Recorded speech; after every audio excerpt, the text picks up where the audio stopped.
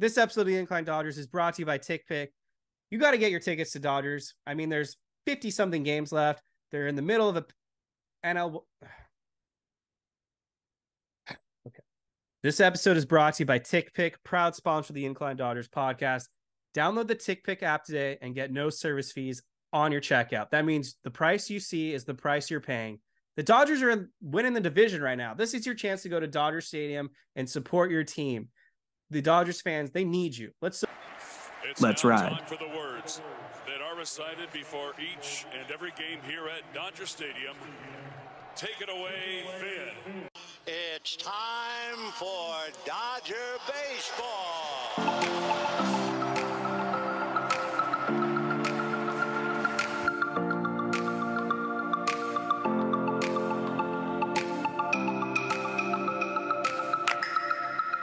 What is going on, Dodger fans? Thank you for listening to another episode of the Incline Dodgers podcast. We're presented by FanSided, recording the evening of August 8th before the Dodgers begin a two-game series with the Arizona Diamondbacks. Your Los Angeles Dodgers currently stand at 65-46, which is good for 4 games ahead of the San Francisco Giants for first place in the NL West. This team's rolling right now. They swept the Oakland Athletics. They took 3 of 4 against the San Diego Padres. We're going to dive into that. You guys asked some good questions this week as well, so we'll cover that. Where to start? I mean, this series honestly wasn't even close. Outside of one bad inning, the Dodgers basically had the Padres number all series long. They improved to 8-2 against them. I think the record is now 8-1 since that Kershaw billboard, or I should say Kershaw Jumbotron incident. That has just been the curse for the Padres this year. This was good, though. I mean, we could start with yesterday's game. They were down 5-0. Tony Gonsolin gave up 5 runs in the 3rd inning, and the Dodgers had a resurgence, 8 runs immediately in the top of the 4th off Seth Lugo, capped off by Mookie Betts hitting another grand slam this season on a 3-0 pitch. Jake Reiner, what's going on? How you doing? Great. The Dodgers always take care of the Padres during the regular season. Historically, every single year, the Dodgers are just dominant of this team. It doesn't matter who's on the roster, if they're good, if they're bad, if they're underperforming or overperforming. They seem to always take care of business with the Padres. We just have to hope we don't see them in the playoffs. That's all. I mean, we saw that last year where the Dodgers completely dominated the Padres. And then in the playoffs, it was like a completely different team that they were facing and a different vibe. This Padres team just seems very out of sorts. They don't seem like they're playing together at all. There's no cohesion. There's no leadership. It's just a bunch of dudes who have an immense amount of talent that can't put it together all together, which is kind of bizarre when you think about how successful the Giants have been in comparison and where they are in the standings. But this was a great series, a great statement series for the Dodgers. And this offense continues to carry this team. This offense is going to take them as far as they'll go. They're going to need to slug their way through the playoffs to make up for this pitching staff, which, on any given night can be absolutely horrendous, or they can be really great. So they're so inconsistent on the pitching side of things. The offense has been the most consistent this season. Absolutely. Mookie Betts, 31 home runs, 75 RBIs, 966 OPS. He's got 5 home runs against the Padres this season with runners in scoring position. He's been clutch god, 349 batting average, 460 on base, and 5 home runs, 47 RBIs. David Rosenthal, you were a little high on the Padres to begin the season. Don't know where you stand now. How you doing? I mean, I'm doing great, and so are the Dodgers. My opinion of the Padres hasn't really changed. That is not a team you want to run into in the playoffs. It's just not. Based on just the pure talent alone, give me anyone else besides the Braves in the NL. I'll take the Cubs. I'll take the Giants. I'll take the Marlins. I'll take the Reds, Diamondbacks, anyone in the NL Central. When people say culture matters, I think this is a perfect example. They have no leader. There is no leader on that team. That is what happens when you have Manny Machado as the de facto leader. Hell of a player. Amazing Hall of Famer. Incredible baseball player. Not a leader. He's just not a leader. And they paid him. He was the first guy they paid. And he hasn't been able to lead this team. He hasn't been able to change the culture. I'm not really going to put it on the manager. I don't think this is Melvin's fault. I don't think it was Tingler's fault. I think it's just a bigger issue at play here. And it's kind of proving, at least in the regular season, that no matter how much talent you have, it doesn't necessarily is going to translate into a bunch of wins or a division title or even a playoff berth. That being said, your initial question, I still feel the same as I did at the beginning of the year. This is not a team you want to play in the playoffs.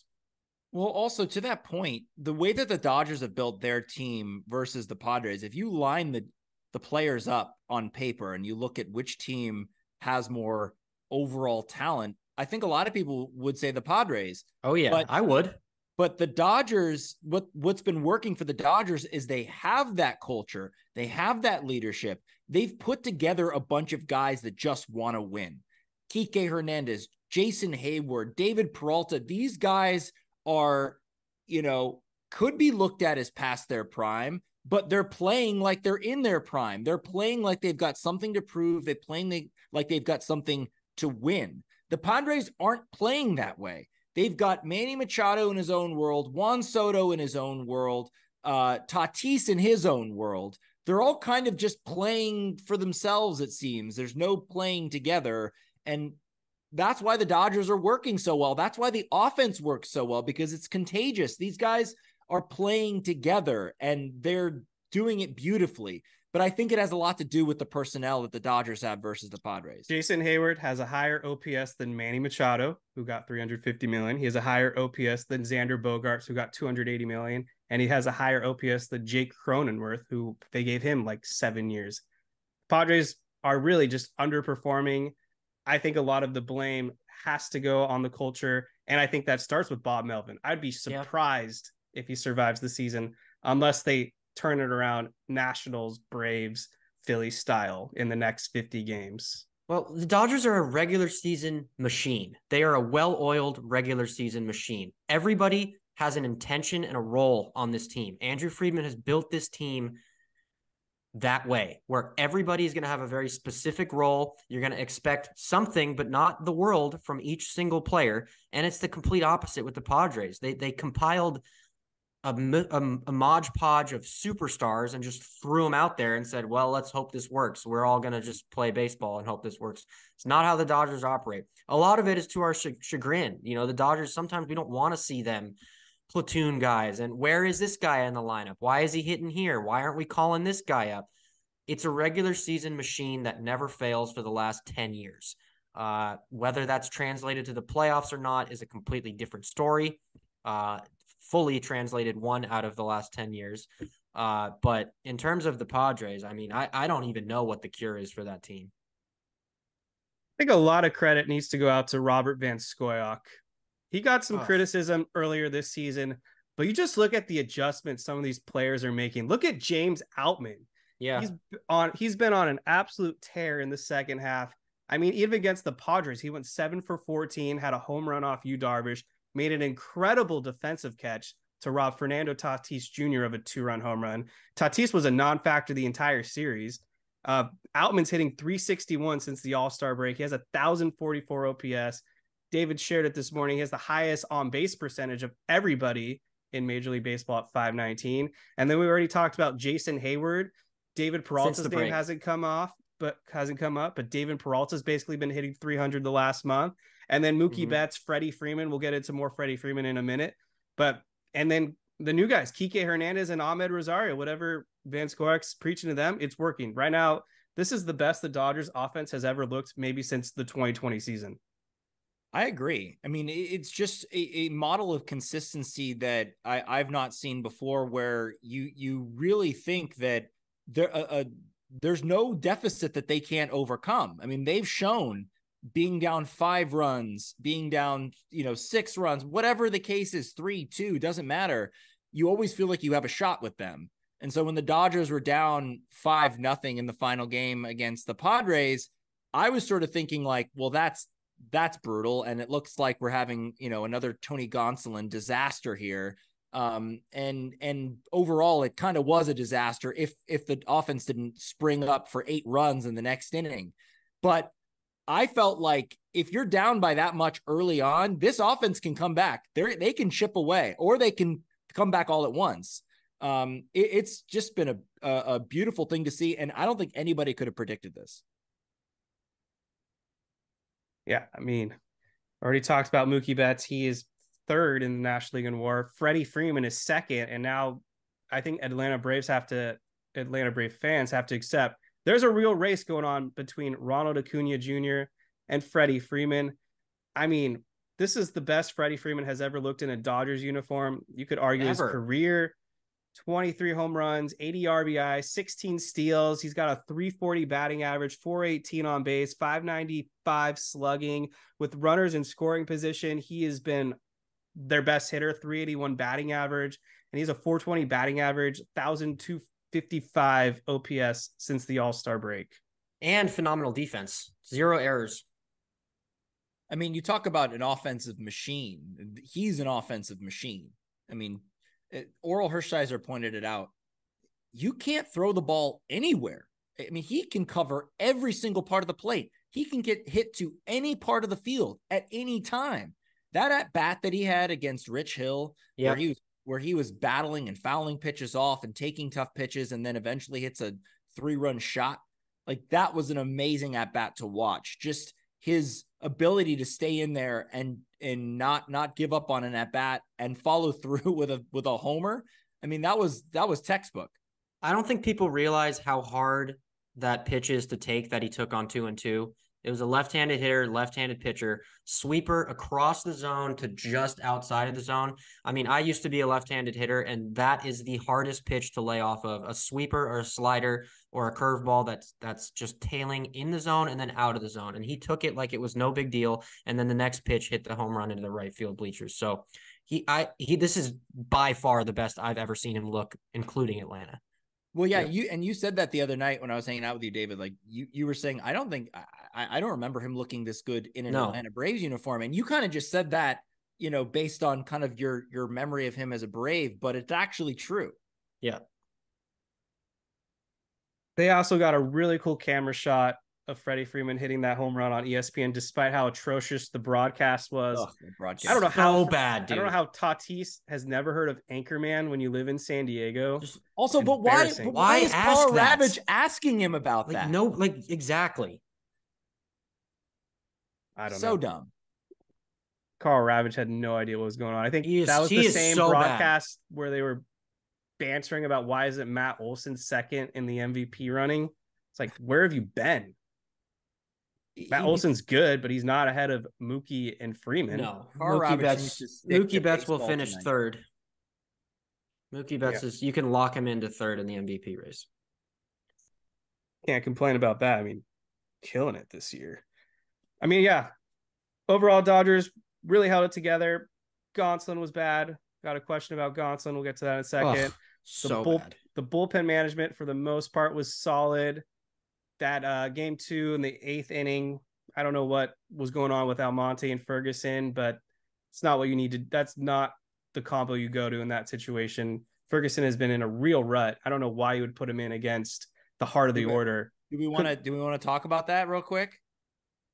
Sure. I mean, it was a bad decision. You have Evan Phillips available. Why wouldn't you go to him? I don't think it was a bad decision, and here's why. The Dodgers are up 3-1, correct? Yep. And this was game 2. They bring in Almonte, and then they bring in Ferguson, and they were both terrible. I think in a regular season game, you got to know what you have. You got to know who's going to be a guy for you in the playoffs. This is the time to test that. In high leverage against a potential playoff team, who knows? But the atmosphere is certainly playoff atmosphere at Petco Park. You got to see what you have. So you bring in Almonte, and he just was bad. He was terrible. And Ferguson, too, who has been good in the past and has been able to get out of jams, he was even worse. So I thought that was those were fine decisions to make. And yeah, you could argue that not bringing in Evan Phillips to face the heart of the order is probably the right move. And I might agree with you on that.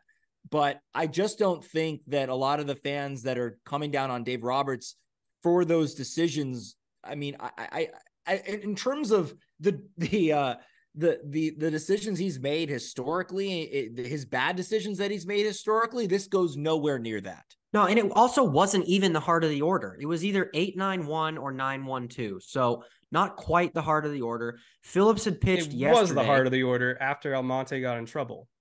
Almonte starting the game. Yes, I'm saying wasn't to start the issue. The it was going to Ferguson after. That's where I have an issue. It was literally a repeat of what they did in the NLDS game last season. But they brought in Ferguson to face Soto, didn't they? Exactly. Not? Yes. But who's behind him?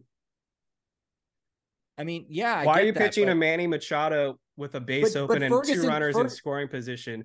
Machado's hitting 343 against lefties this season. You had a base open. You could set up the double play with guys that aren't as good, but you choose to pitch to Manny Machado. That's not a good move. Was it second and third at that time? Yeah, but second you don't really. Third, one he out. Couldn't really throw strikes. Didn't he just walk somebody? He was already looking like ass. You don't want to load the bases and make him throw strikes. Gave up the hit to Soto, right? It was a soft. Either way, contact. I agree with Kike Jake. The point threw it away. That was what happened. Yeah, that was bad. The point is, it is a regular season game. If that was a playoff game, I don't think you would have seen those 2 guys in that situation. I really don't. I think you would have gone to the hot relievers who are pitching the best at the moment. But in the 4-game series, you wanted to get Almonte in there because he didn't pitch in game 1. And then you went to Ferguson because of Soto coming up. And who Ferguson's been pretty good all year. And to Jake's point, you want to see how he does in a playoff type atmosphere. And he shit his pants. So now that's valuable information that Dave Roberts can have. Be like, oh yeah, remember when Caleb Ferguson shit his pants in San Diego in a high leverage situation, which is valuable information. Now the next time you go to Vesia and you see what he did, and then you see how the lefties work out, and then you see who your go-to lefty is. If this was a 1-game lead in the division, the Padres were in second, I'm with you. Then you need to win that game. Then you need to probably go to Phillips in that inning.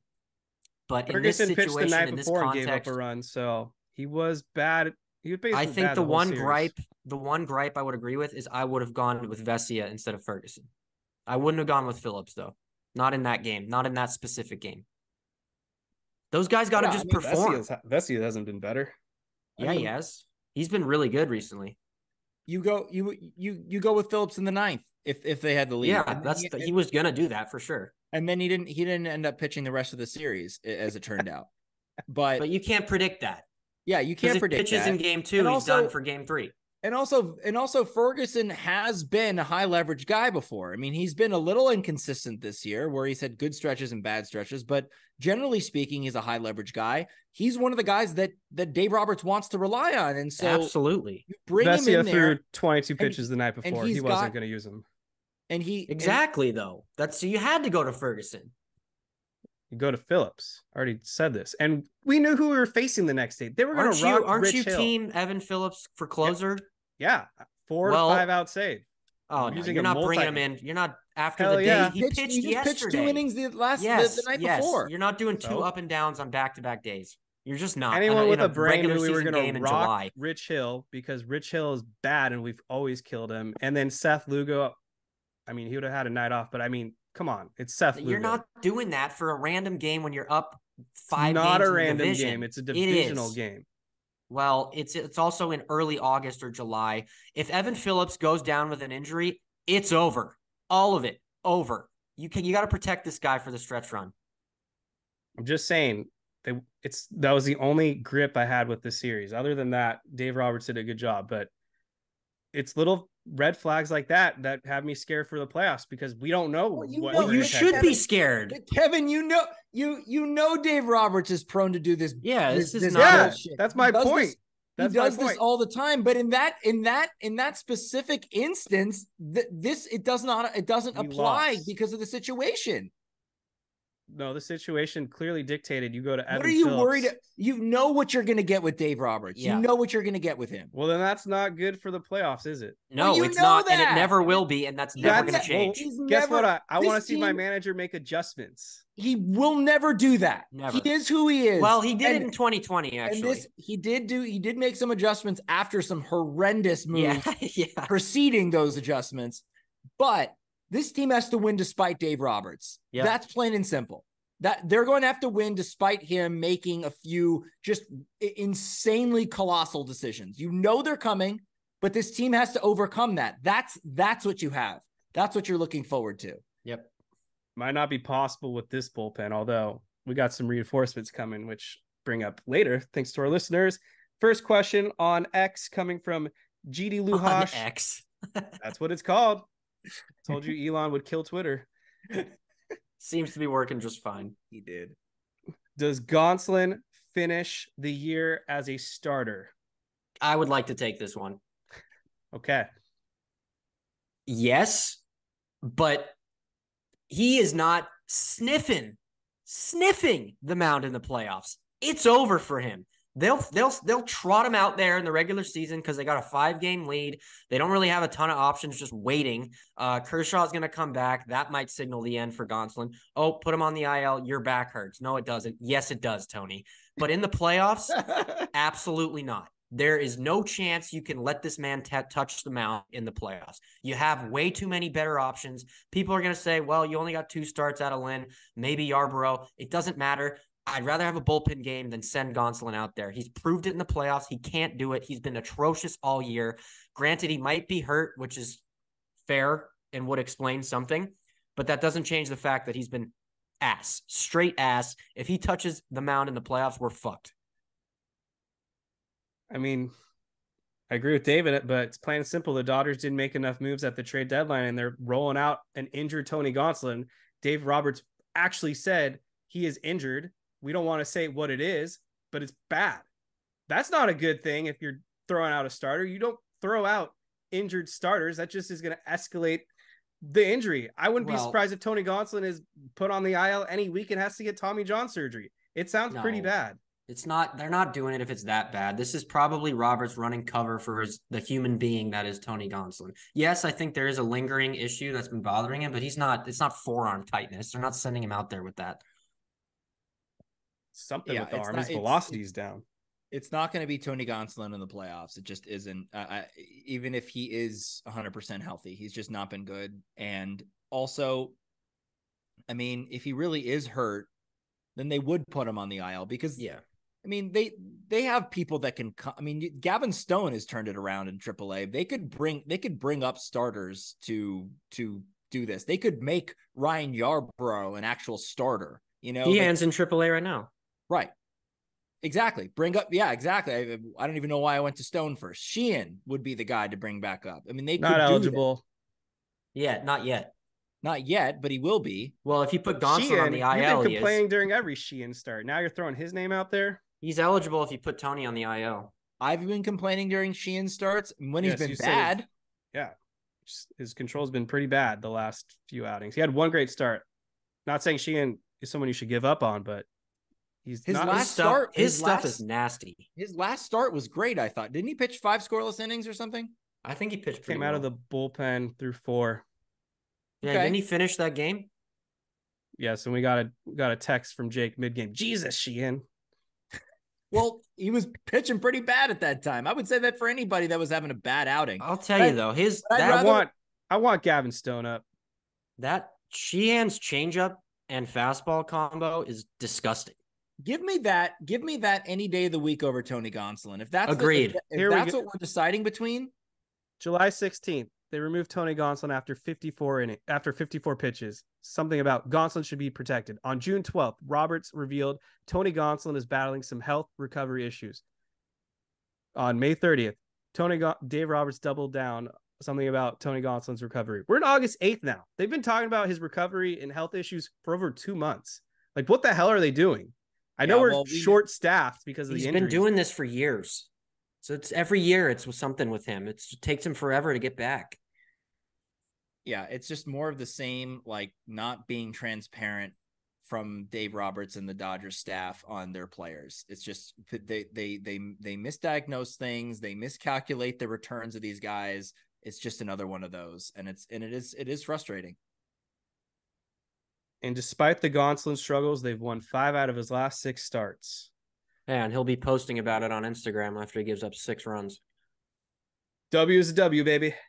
Micah Claiborne asking, Meow. Is Buehler a bullpen arm, or are they going to work him into the starting rotation?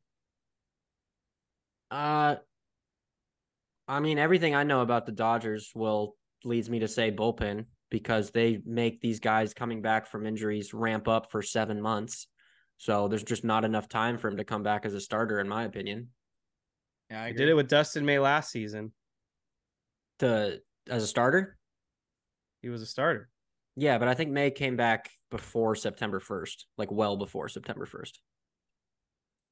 I don't know. It was I believe definitely he came back in August, like early August.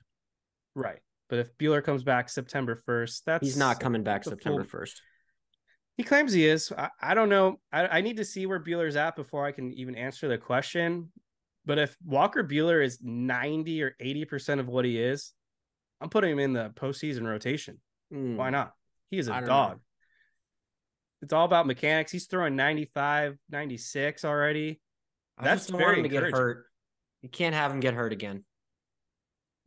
It's definitely the priority. My guess would be, based on what David was saying, is that he'll be out of the bullpen, but we'll see. I mean, I didn't expect him to be back this season at all, and he's kind of defying those odds. So, I mean, anything's possible, I guess. What I could see is kind of a piggyback Buehler and Yarbrough start.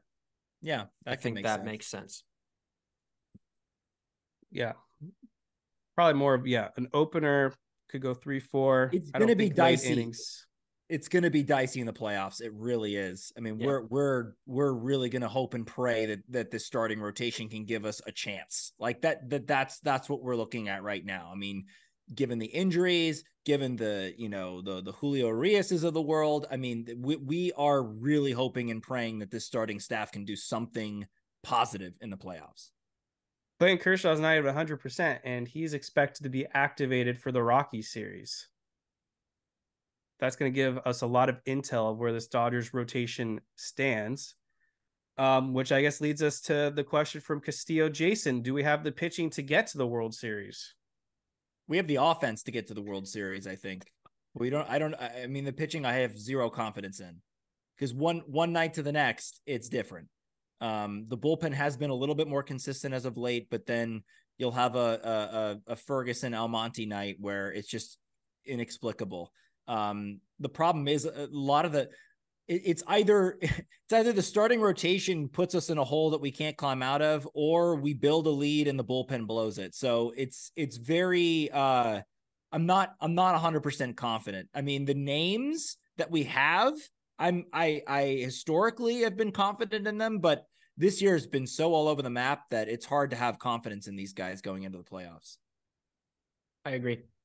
Although, you know who we do have, who I haven't talked about since I've been on this podcast, since he was acquired.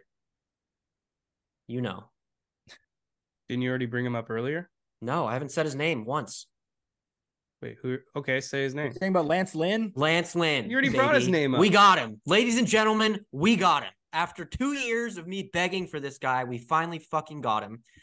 Has looked like the second coming of Cy Young as in a Dodgers uniform. So actually, Castillo, Jason, I'm going to say yes, strictly because of Lance Lynn.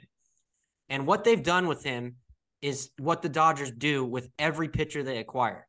They look at his pitch makeup and they say, that pitch sucks. Stop throwing it. Throw your fastball and throw your curveball. In July, Lance Lynn, fastball percentage, 37.8%. Since being acquired as a Dodger, 57.1%. Cutter in July, 25%. Since a Dodger, 10.6%. He's throwing his fastball a shit ton more, and he's also throwing his curveball. They just basically told him, throw out the cutter. Enough. We're going to go fastball, curveball mostly, mix in a couple change-ups and sliders and stuff as well. But this is a guy who I've been saying can just go out there and empty the fucking tank, 110 pitches. You know exactly what you're going to get. He's going to throw strikes, and he's going to give you everything he's got, unlike 98% of this Dodgers rotation who gets to 70 pitches and Dave Roberts has seen enough.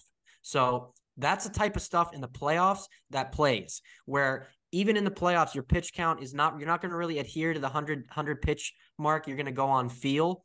And Lance Lynn is a feel pitcher. You saw it in San Diego and you saw it against Oakland. He was rolling at times. There was in the first or second or third inning in San Diego, it was a little shaky, but after that, he honed it in and he was lights out. So I'm comfortable with Kershaw, Urias, Lynn, and then either Bobby Miller or some kind of combo with Yarbrough and Bueller or someone else. So I'm going to say yes, honestly.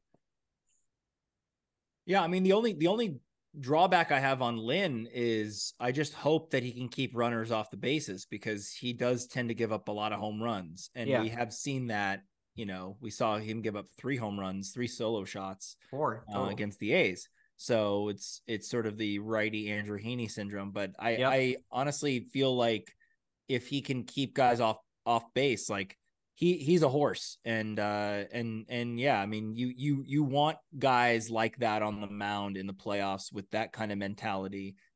So yeah, I do like that, but it's been so all over the map for the collective here that it just I'm so worried. But maybe this is good, because in years past I've been actually pretty confident going to the playoffs and was humbled. So maybe this is the way to go.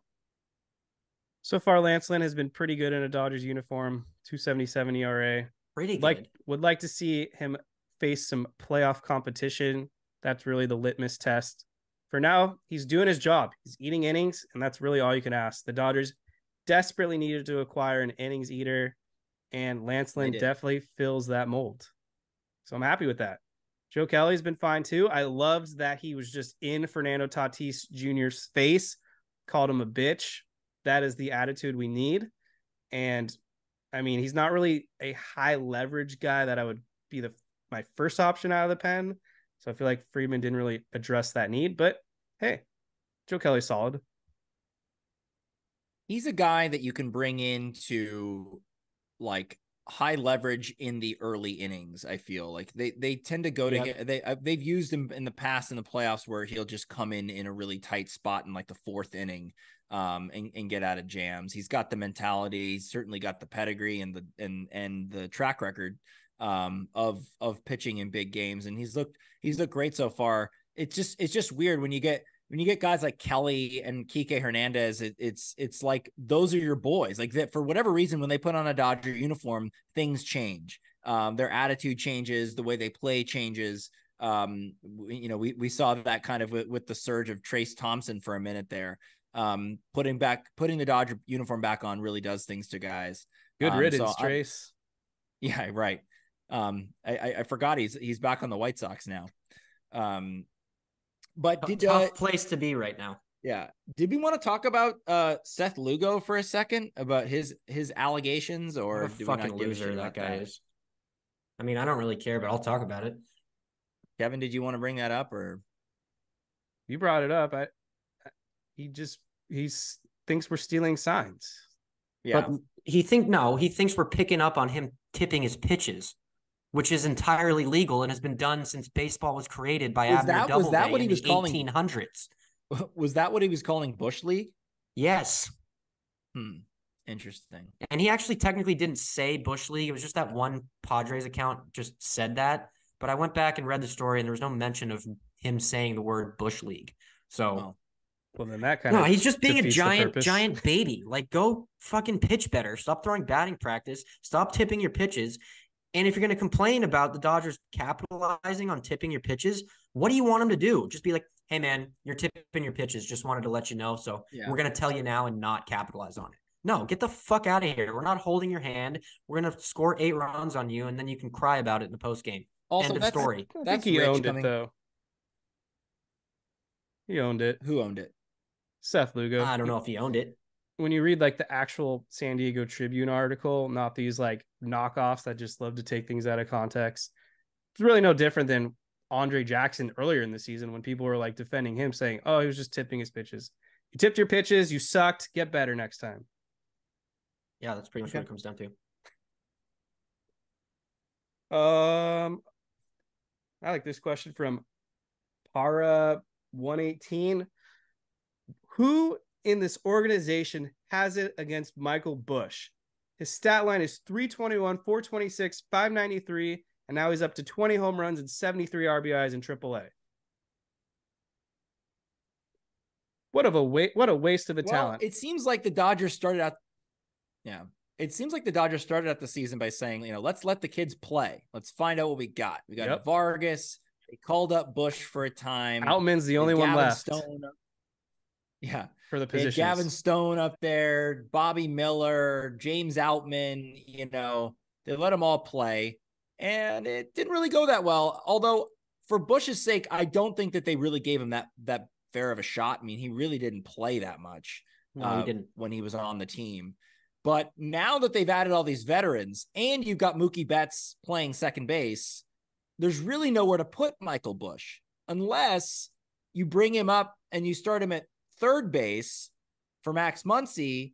But again, he'll be out of the lineup when JD Martinez comes back. So there's really no spot for him at this point. And he's kind of been blocked for quite some time. So it's a little unfortunate because I would like to see him play. I mean, he's hitting the shit out of the ball right now. He might be better than Miguel Vargas for all we know, but they won't play him. And like you said, we just might never know. With JD Martinez battling some hamstring injuries, maybe there's your opportunity to have him play DH for 10 days. But again, who knows if that's even happening? Yeah, I think that's his only window the rest of the year. I don't know why, though. It's a good question. I don't know why he's not playing or didn't get a chance. They've changed the rules in the past. They still have you expand the rosters, right? At some point. Yes, to 2, which is actually the final question from Clay Fragulia. Who will the Dodgers call up on September 1st? Because you're granted 2 extra roster spots. Well, you're definitely going to get – does that include a pitcher? Yeah, I think you can do one of each. Okay, well, a pitcher is for sure coming up just to save some innings out of these bullpen guys. But, I mean, yeah, it's got to be Bush. Who else could it be? Vargas? Yeah. No. No, they already gave Hernandez or someone his number. He's not coming back this year. He'll have to wear a minor league number. I guarantee you he's not coming back this year. I don't think it's based off numbers. I think it's based off numbers, how you're doing in the minors. Yeah. Didn't Joe Kelly take 17 again? Yep. Yeah. Sucks for anyone that bought a Miguel Vargas jersey. Guess you made the wrong investment.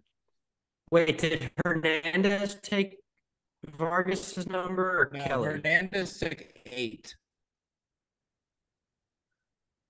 Oh, Vargas was 17. No. Next year. If he's here. That article you sent Kevin in the chat about having all these Rule 5 guys, that's something we should talk about at some point.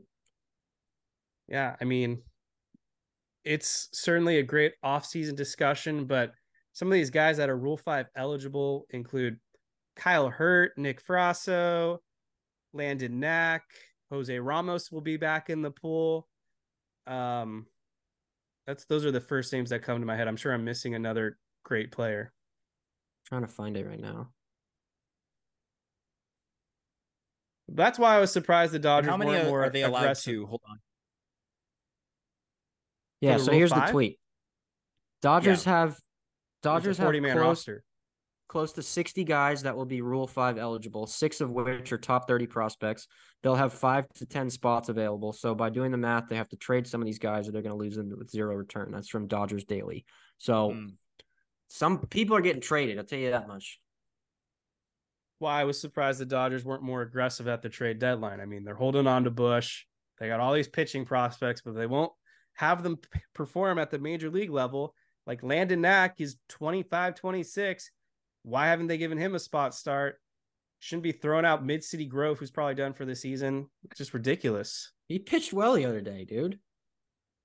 He got 4 outs. Yeah, so maybe that's his role. He should have been a reliever from day one. I don't know what they were thinking. He's got good strikeout stuff, so it works out. Michael Grove's the only pitcher I've ever seen have like 10 strikeouts, 10 runs given up, and go 6 innings. Yeah, well, he got screwed on that one. They let him out there to die because they had to let him eat it.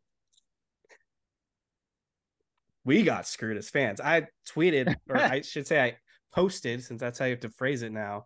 Felt bad for any fan that wasted their Sunday watching that monstrosity of performance. Like, they should just give refunds. That was absolutely horrendous.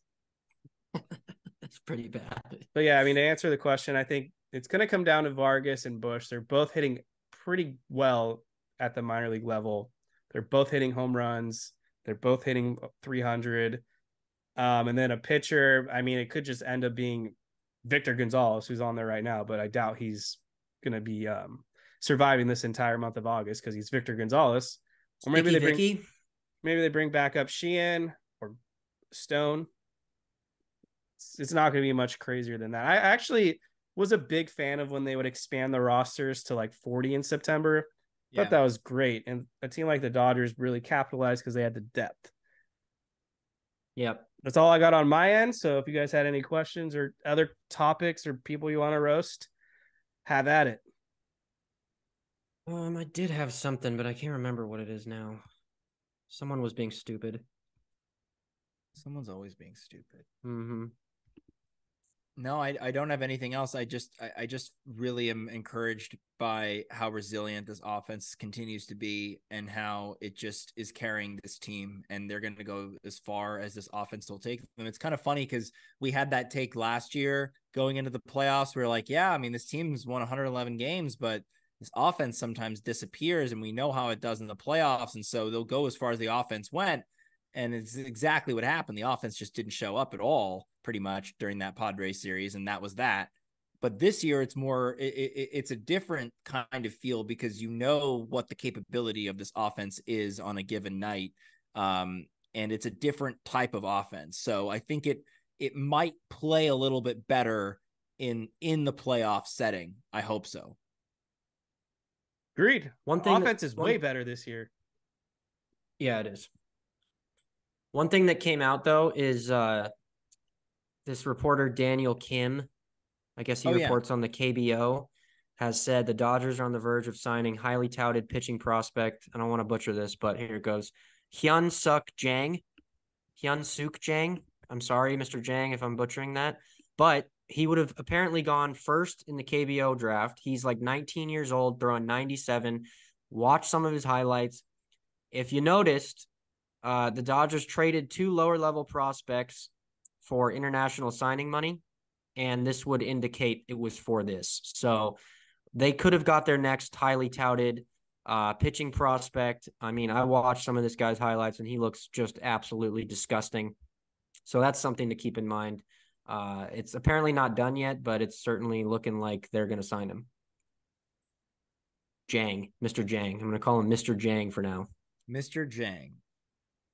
Bring on the diversity. Could definitely use some Asian pitchers. I miss Kenta Maeda while we're on the topic. Yeah, I miss him too. I loved Kenta Maeda. He was so good in relief in that. He was a dog. He was an absolute dog. He hated pitching in relief because I guess it's like, I don't know, it's something in Japan where it's like starters get more glory or something. But that might have played in his favor though. Him pitching pissed off, like him pitching in relief cost him millions. That was the thing. He was on this weird structured contract. The worst deal ever. That agent should be sent to somewhere where you cannot be an agent anymore. I mean, that was one of the worst contracts I've ever seen. As for a player. Yeah, it was just filled with incentives. I think he was still on it until maybe even now or last year. He's on his last year, I think. I think he's a free agent for 2024. Such a bad deal. It cost him a ton of money. But yeah, I miss him. I would have taken him at the deadline. He's pitching well too after coming back from injury. Well, he was almost a Dodger allegedly because they were trying to work out a 3-team trade where Erod, who's being an anti-Dodger West Coast guy, would have gone to Minnesota because that wasn't on his no-trade team list. And Maeda would have been swung to the Dodgers, but it was too complicated and didn't work out. Alas. I've heard that before with a 3-team trade with Kenta Maeda involved. Yeah. That is true. I just think the idiot of the week has to go to the Baltimore Orioles for firing. Yeah. No, they didn't fire him. He's coming back. He's coming back. Well, suspended him. Is he coming back for sure? Yeah, Friday they said. Kevin Brown. Well, then still even just threatening his job, putting him on a suspension for not even saying anything out of line. I mean, all he did was basically say this is the first time this team's competitive in like 10 years. He didn't even say that. He literally just stated the record against the Rays. Here's why this is stupid. Number one, it wasn't just like an off the cuff fact that he had. This was printed in the game notes that the team compiles. They had a graphic. I'll get to that in a second. But the team puts together game notes for everybody in the press box, all the beat writers, all the broadcasters. Both teams have just breakdowns of different situations, records in different situations, all these stats so that they can use them in their reports and on the air. This was in the game. That stat that he read off was in the game notes. Secondly, to David's point, it was a pre-produced segment. So he had to have worked with a producer, with the guys in the truck, the graphic designer of the graphic to throw that up. So for him to take the fall for all of that is just insane. It's just absolutely ludicrous. And I don't know. It just seems like there might be more to the story than that, because this just seems like the dumbest thing I've ever heard. I also have another idiot of the week. Yeah. Oakland A's fans in general. Okay. And I'm going to tell you why. Dieter Rule played Viva Las Vegas at Dodger Stadium on the Oregon. Harmless. It's funny. They're moving. Sorry, they're moving. It's happening. All of these people are coming out of the woodwork from their hovels and caves. And just now all of a sudden, they're traveling all across the country and putting up these sell the team things and handing out cards. Where the hell were you the last 10 years? Where were you? You weren't at the stadium. You certainly weren't at the Coliseum in Oakland, because the attendance tallies show that you weren't. Even when you were good, when you were that really good team with Olsen and Chapman, when you made the playoffs, you might even won the division, I don't know, 5-ish years ago, you were 21st in attendance. What are you doing? So yes, do I think the A's got screwed? The fans got screwed with a shitty owner who should have stayed in Oakland, because they do actually have a solid core of a fan base. But all of these people clutching their pearls now when it's too late just to put on a show and show how victimized they are, save it. You had 10 years to go to that stadium, 20 years to go to that stadium to give that owner what he wanted to keep the team. The facts are that dude owns the team. He can do whatever the fuck he wants. You can make an argument that that's stupid. I'm not making that argument. I'm just saying that's the reality of the situation. So if you're crying now, you should have been crying 10 years ago, and you should have been at the stadium buying hot dogs. Also, the one guy that really came down on Dieter Rule was Chris Rose. Weirdly, like that, like what's he doing? I mean, I just like, in terms of things to get upset about, like that ridiculous. To me was just like the dumbest thing I've ever heard. Like, why is that angering you? Dieter Rule, who's brilliant and comes up with these great little riffs for pretty much any situation. It's kind of remarkable what he's able to do. And pretty much all organists now, the job description is you need to be snarky, and you need to come up with ways in which to clown the other team. So that's all that was. Just take it and move on. It's ridiculous. Yep. Should have been at the Coliseum, fans. Oakland A's fans are wearing it. Didn't the Astros rip them months ago, saying 10 runs in front of tens of fans or something too? Yeah.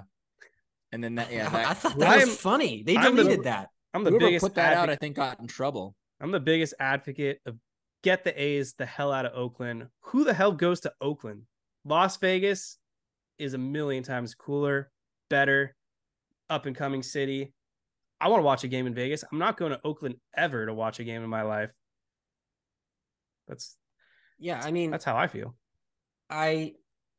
Again, I'm on team. They should have kept it in Oakland and just made an expansion team or something, because the MLB's headed for that anyway. But, you can't be clutching your pearls now, man. You just can't. It's over. You lost it. Yeah. Worked out for the Rams. That's all I can say. Worked out for the LA Rams to move.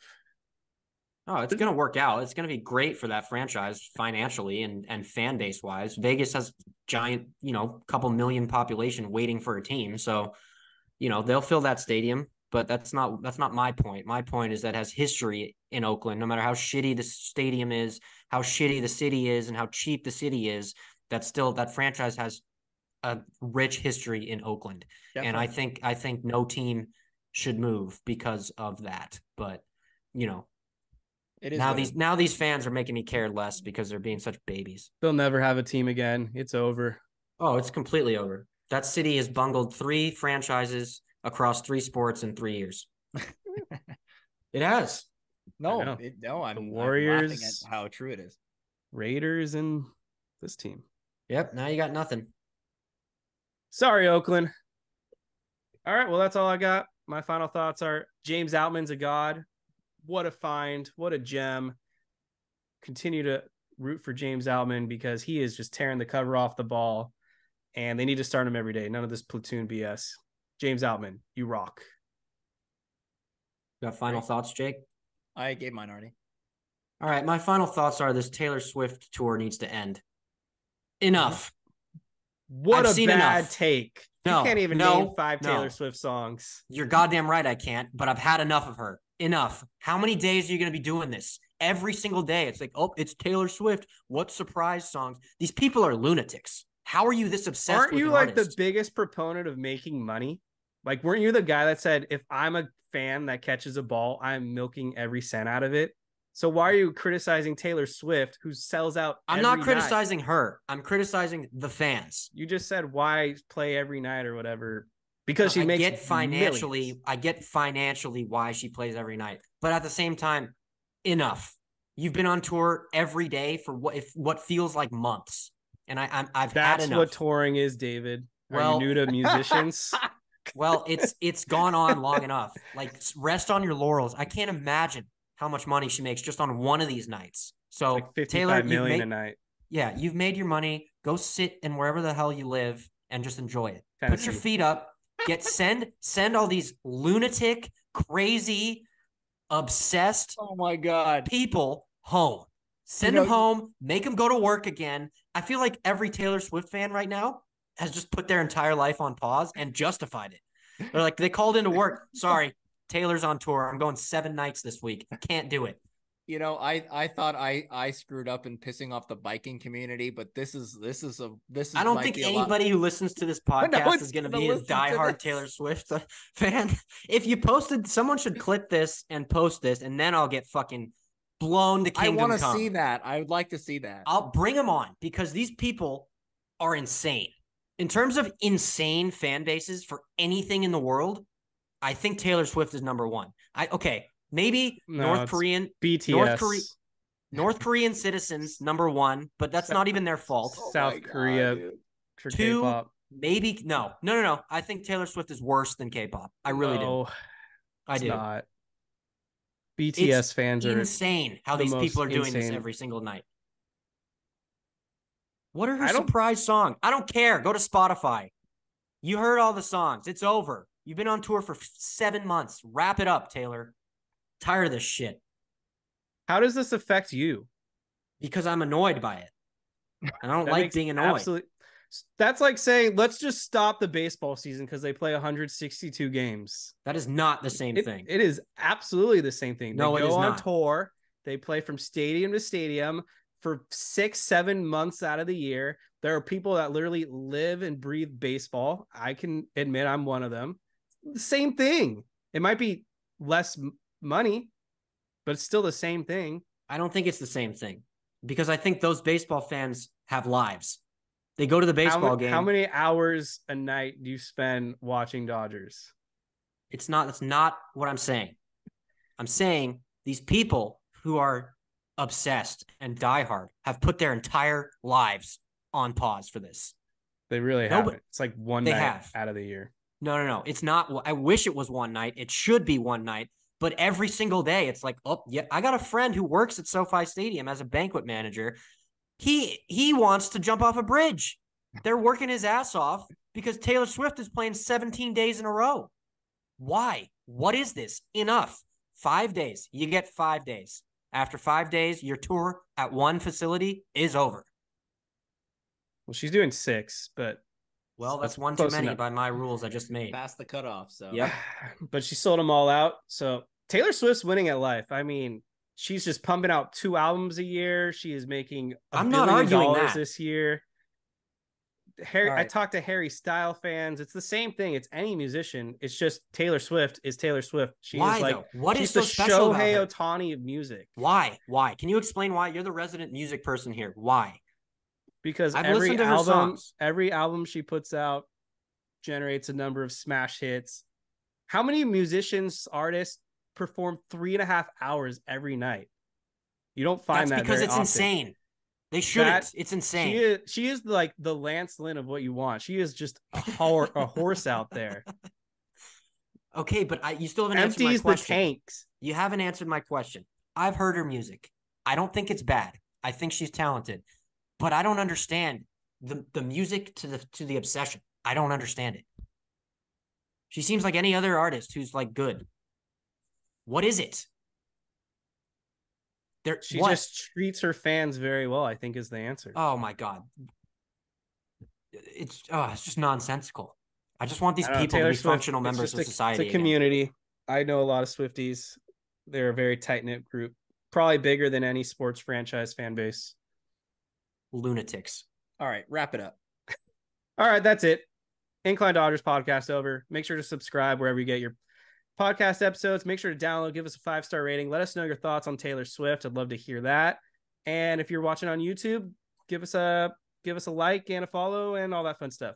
This is Kevin Klein here speaking, and everyone have a great week. Go Dodgers. We'll be back next week. 4 games against the Rockies, 2 against Arizona. Let's see how the Dodgers do against some mediocre teams.